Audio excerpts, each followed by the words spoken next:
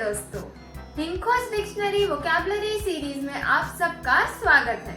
यहाँ पर हम सीखते हैं वोकैबुलरी रूट वर्ड्स के थ्रू। इसके लिए page a book word power made easy by Norman Lewis. तो आज का हमारा सेशन है how to talk about liars and lying part 3। Okay, तो इस सेशन का हमारा पहला वर्ड है सिंपैथी, जो कि बना है रूट वर्ड पैथोस से, which means सफरिंग और डिजीज यानी पीड़ित या रोग। इसमें प्रीफिक्स SYN है which means with और together यानी साथ या साथ में। तो sympathy means feelings of pity and sorrow for someone else's misfortune यानी किसी और के दुर्भाग्य के लिए दया और दुख की भावना। एग्जाम्पल के तौर पे Praveen had no sympathy for his heartbroken sister because he told her several times how bad her boyfriend was for her. जब प्रवीण की बहन का दिल टूटा तो प्रवीण को अपनी बहन के लिए जरा भी सहानुभूति नहीं थी। क्यों? क्योंकि उसने कई बार उसे बताया था कि वो इंसान अच्छा नहीं है। क्लियर है आप सबको? तो इस सिंपैथी वर्ड का नाउन वर्ड है सिंपैथाइज। तो ये था हमारा फर्स्ट वर्ड सिंपैथी। नेक्स्ट आता है वर्ड एंटीपैथी, वो भी बना है रूट वर्ड पैथोस से ही। अब हम कुछ थोड़े वर्ड जैसे देखेंगे जो कि रूट वर्ड पैथोस से ही बने हैं। क्लियर है आप सबको? ओके, तो पैथोस मीन्स सफरिंग और डिजीज यानी पीड़ित या रोग। इसमें प्रीफिक्स एंटी है which means अगेंस्ट यानी विरुद्ध। तो antipathy means a feeling of dislike यानी नापसंद आने का एहसास। एग्जाम्पल के तौर पे the teenagers expressed their antipathy for the school by vandalizing the gym. Teenagers ने जिम में तोड़फोड़ करके स्कूल के प्रति अपनी नापसंदी को दर्शाया।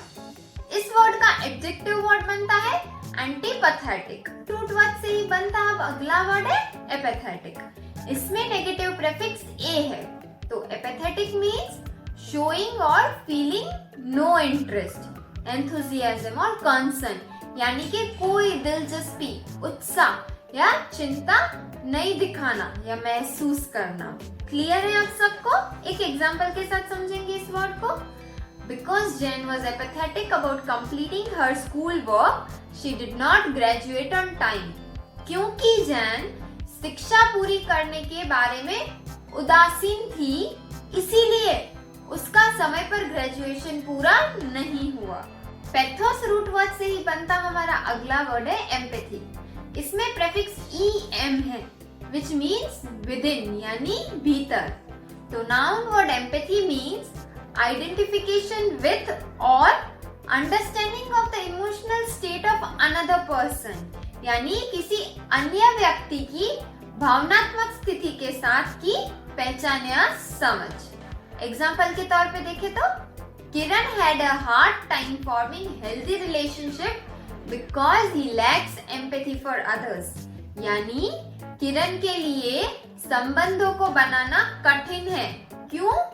क्योंकि उनके पास दूसरों के लिए सहानुभूति की कमी है। फिर आता है word pathetic which means arousing pity especially through vulnerability or sadness यानी कि अफसोस जताना, विशेष रूप से उदासी के माध्यम से। एग्जाम्पल के तौर पे when I saw the pathetic homeless man shivering the cold, I gave him my coat. जब मैंने बेचारे उदास बेघर आदमी को ठंड में कांपते देखा तो मैंने उसे अपना कोट दिया। फिर नेक्स्ट आता है वर्ड टेलीपैथी, जो कि बना है रूट वर्ड टेली और पैथोस से। टेली मीन्स डिस्टेंस यानी कि दूरी, और पैथोस आप सबको पता है इट मीन्स सफरिंग और डिजीज यानी कि रोग या बीमारी। तो telepathy means the ability to communicate with another person mentally without using any emotions और वर्ड्स यानी किसी भी गति या शब्दों का उपयोग किए बिना मानसिक रूप से किसी अन्य व्यक्ति के साथ संवाद करने की क्षमता। क्लियर है आप सबको टेलीपैथी? एक एग्जांपल के साथ समझते हैं। Many people believes twins have telepathy and can talk to each other without speaking. सुना होगा ना आप सबने, ट्विंस में आपस में टेलीपैथी होती है, वो लोग बिना कुछ कहे एक दूसरे की बात समझते हैं। फिर आता है वर्ड टेलीफोन, जो कि बना है रूट वर्ड टेली से, विच मीन्स डिस्टेंस यानी दूरी। तो telephone means a device used for communication to make contacts और कम्युनिकेट विथ डिस्टेंट पीपल। संचार के लिए उपयोग किए जाने वाला उपकरण, दूर के लोगों के साथ संपर्क या संचार कराने के लिए। क्लियर है टेलीफोन? ये आप सबको ही पता था। फिर हम नेक्स्ट वर्ड पे आते हैं, जो कि है telegraph, which means to convey intent through physical science, waving at someone or to say hello, यानी बिना कुछ कहे बात को दूसरे व्यक्ति तक पहुंचाना। जैसे कि वेव करके हेलो कहते हैं ना, उससे संकेत देते हैं सामने वाले को कि वो समझ जाता है। क्लियर है आप सबको? फिर आता है word telescope, which means an optical instrument that uses curved lenses to magnify the visual image of far off objects. एक ऑप्टिकल उपकरण जो दूर की वस्तुओं की दृष्टि छवि को बढ़ाने के लिए घुमावदार लेंस का उपयोग कराता है।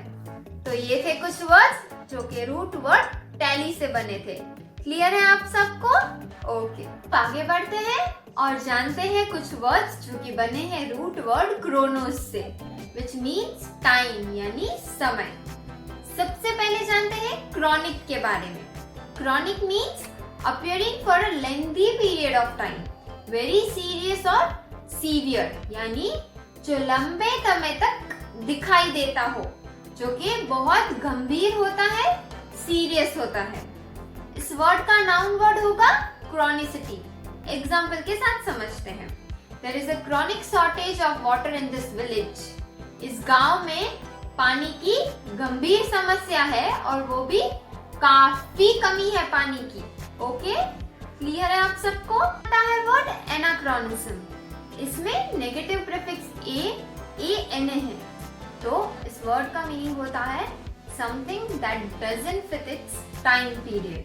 Like if you say you will dial your smartphone, यानी कुछ ऐसा जो समय के साथ नहीं बैठता, सेट नहीं होता।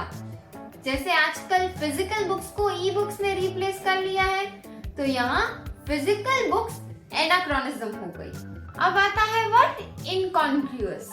इसमें नेगेटिव प्रीफिक्स in ऐड हुआ है और word con which means together, यानी कि एक साथ। तो इस वर्ड का मीनिंग होता है नॉट इन हार्मनी और कीपिंग विद द सराउंडिंग्स और अदर एस्पेक्ट्स ऑफ समथिंग, यानी साथ में मिलजुल कर नहीं रह पाना, उसे कहा जाता है। क्लियर है आप सबको?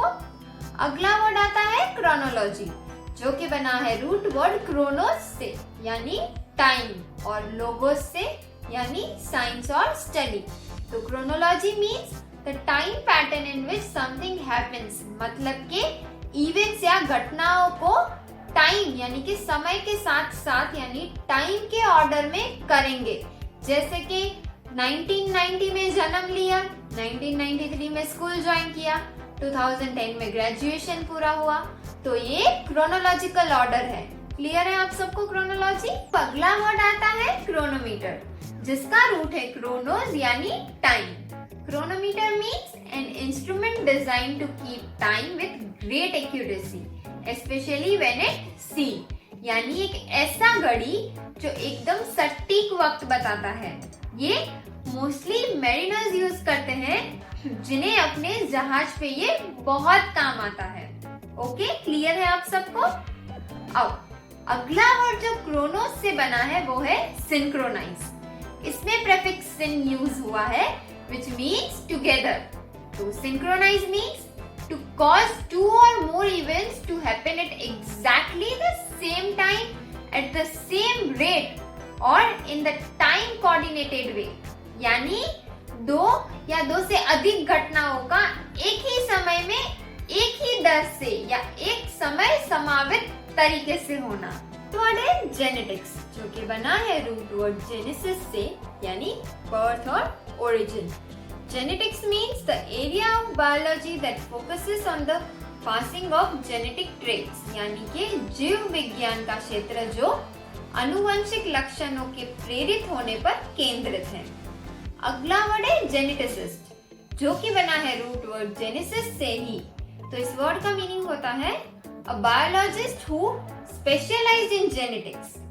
जब सफिक्स में IST लगाते हैं इट मीन्स कि वो स्पेशलाइज्ड है या एक्सपर्ट है। तो जेनेटिसिस्ट का मतलब होता है कि वो व्यक्ति जिसने जेनेटिक्स में स्पेशलाइजेशन किया हो या उसमें एक्सपर्टीज हो। अगला वर्ड है जेनियोलॉजी, जो बना है root word genesis and logos से। जैसे हमने ऑलरेडी समझा है, genesis means origin and logos means science और स्टडी। तो genealogy means the history that explains how family members are related, यानी कि इतिहास जो बताता है कि परिवार के सदस्य कैसे संबंधित है। वंश का जांच कहते हैं जिसे, और वो व्यक्ति इसमें एक्सपर्ट हो, यानी कि फैमिली हिस्ट्री ढूंढने में या हिस्ट्री निकालने में, ठीक है, एक्सपर्ट हो, उसे कहते हैं जीनियोलॉजिस्ट। पिछले वर्ड में कहा था ना, जब भी सफिक्स IST ऐड होता है तो वो एक्सपर्टीज हो जाता है। ऐसे ही genealogist is a person who traces और studies lines of family descent. अगला वर्ड है जेनिटल, जो बना है रूट वर्ड जेनेसिस से ही। Genitals is a person's or animal's external organs for reproduction, किसी व्यक्ति या जानवर के प्रजनन के बाहरी अंग, गुप्त अंग भी कह सकते हैं, ठीक है।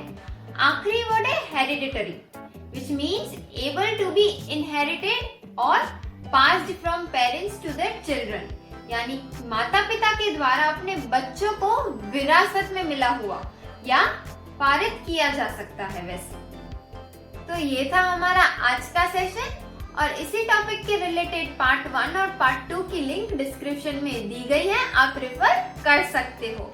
उम्मीद है इस वीडियो से आपको हेल्प जरूर हुई होगी, मदद जरूर मिली होगी और काफी जानकारी मिली होगी। तो इस वीडियो को लाइक, शेयर और कमेंट जरूर कीजिएगा और हमारे चैनल को सब्सक्राइब कर लीजिए। बेल आइकन प्रेस कर ले अगर प्रेस ना किया हो तो, ताकि हमारे अपकमिंग नोटिफिकेशंस आपको तुरंत मिलते रहे। तो अब हम फिर मिलेंगे दूसरे नए टॉपिक के साथ। धन्यवाद।